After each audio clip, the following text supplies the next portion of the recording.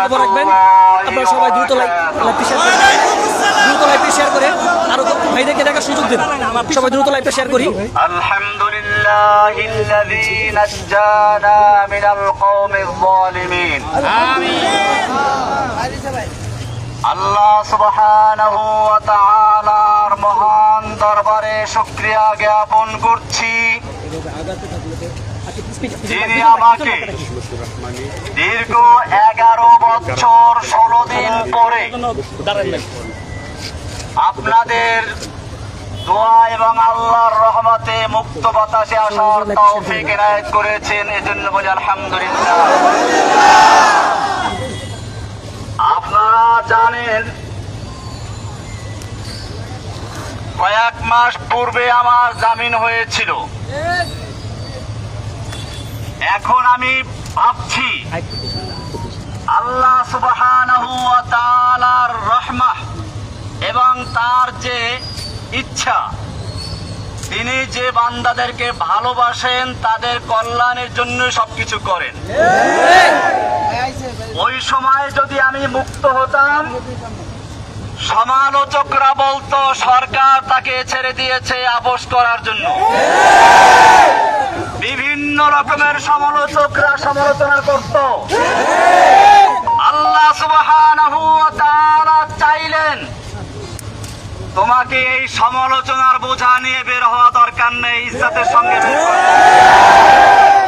আল্লাহ সুবহানাহু ওয়া তাআলা সেজন্য ওই জালেম শাহীকে দেশ থেকে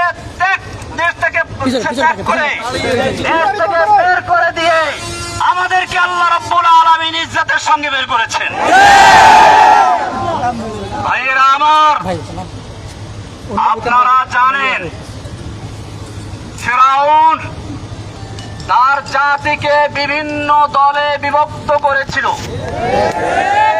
কোরআনুল কারীমের সূরা কসস এর প্রথম থেকে 7 আয়াত পর্যন্ত সে বিষয় সর্বে সর্বা এবং ধরাকে সরা জ্ঞান করে সবার উপরে সে স্থান করে নিয়েছিল।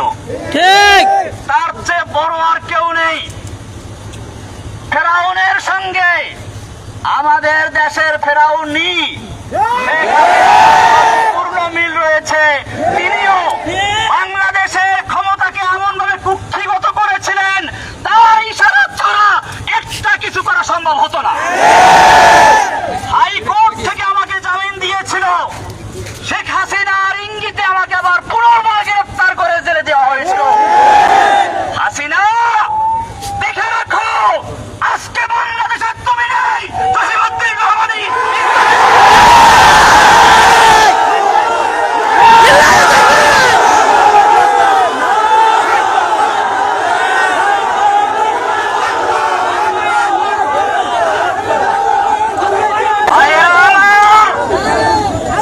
শুধু এখানে শেষ নয়। আল্লাহ রাব্বুল আলামিন বলেন ফিরআউন তার জাতিকে বিভিন্ন দলে বিভক্ত করেছিল।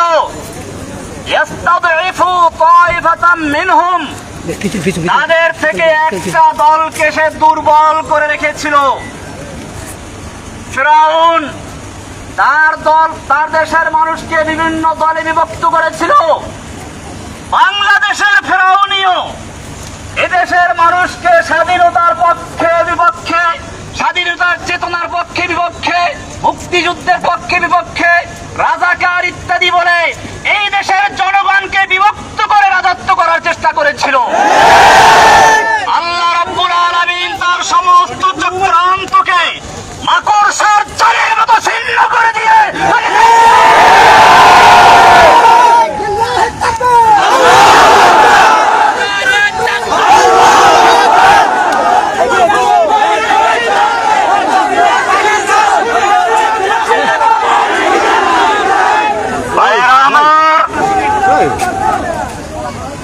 ইনশাআল্লাহ আপনাদের সঙ্গে কথা হবে, অনেক কথা হবে।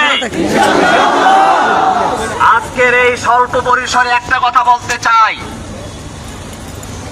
আমি দীর্ঘদিন জেল থেকে বুঝেছি ইসলামের দুশমনরা দেখে না কে কোন দল করে, তারা সকলেই দেখে কে মুসলমান কে ইসলামের জন্য কথা বলে। এখন আমাদের প্রয়োজন, সবচেয়ে বেশি প্রয়োজন ঐক্যবদ্ধ হওয়া। সেজন্য আপনাদেরকে বলবো, পিছনের দিকে আমাদের তাদের সঙ্গে বিভিন্ন রকমের তিক্ততা ছিল, যারা আমাদের সমালোচনা করেছে, আমরা তাদের সমালোচনার জবাব দেব কাজের মাধ্যমে ইনশাআল্লাহ। সেজন্য মনে রাখবেন, এখন থেকে আমাদের স্লোগান হচ্ছে আব হামারা এক হি কাম ইন্তেকাম ইন্তেকাম। মনে আছে মাশাআল্লাহ? আমাদের একই কাজ হচ্ছে ইন্তেকাম, মানে প্রতিশোধ। কিন্তু এই প্রতিশোধ কিভাবে শুনুন, ভালো করে শুনুন। প্রতিশোধ মানে এই নয় যেটা স্বাভাবিক অর্থে বুঝে আসে। প্রতিশোধের প্রথম কাজ হচ্ছে ক্ষমা। আল্লাহর নবী সাল্লাল্লাহু আলাইহি ওয়াসাল্লাম মক্কা বিজয়ের পরে যখন তিনি বিজয় বেশে মক্কায় দাঁড়ানো, সাহাবায়ে কেরাম 10,000 তরবারি উন্মুক্ত রেখে বসে আছেন, আল্লাহর নবী ইশারায় অপেক্ষা করছেন। আল্লাহর নবী মক্কার কাফেরদেরকে জিজ্ঞেস করলেন, ও মক্কার কাফেরেরা, আজকে তোমরা আমার থেকে কেমন আচরণ আশা করছো? মক্কার লোকেরা বলেছিল, একজন উত্তম ভ্রাতা, উত্তম চাচার থেকে যা আশা করা যায় আমরা তাই করছি।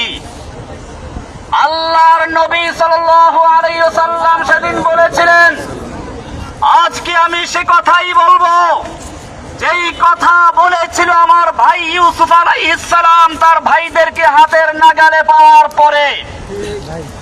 ইউসুফ আলাইহিস সালামের ভাইয়েরা তাকে কুয়ায় নিক্ষেপ করেছিল, কিন্তু সেই ভাইয়েরা যখন তার হাতের মুঠোর ভিতরে চলে আসলো, ইউসুফ আলাইহিস সালাম তাদের ক্ষমা করে বলেছিলেন, লা তাসরিবা আলাইকুমুল ইয়াউম, আজকে তোমাদের বিরুদ্ধে আমাদের কোনো ক্ষোভ নেই, আমার কোনো ক্ষোভ নেই, যাও তোমাদের সকলকে আমি ক্ষমা করে দিলাম। আল্লাহর নবী সাল্লাল্লাহু আলাইহি ওয়াসাল্লাম মক্কার কাফেরদের, আজকে আমি তোমাদের সাথে সে কথাই বলছি যা ইউসুফ বলেছিলেন, যাও লা তাসরিবা আলাইকুমুল ইয়াউম, আজকে তোমাদের বিরুদ্ধে আমার কোনো ক্ষোভ নেই, ইযহাবু আনতুমুত তুলাকা, যাও আমি তোমাদের সকলকে সাধারণ ক্ষমা ঘোষণা করলাম। अब हमारा एक ही काम इंतकाम, इंतकाम, क्षमा।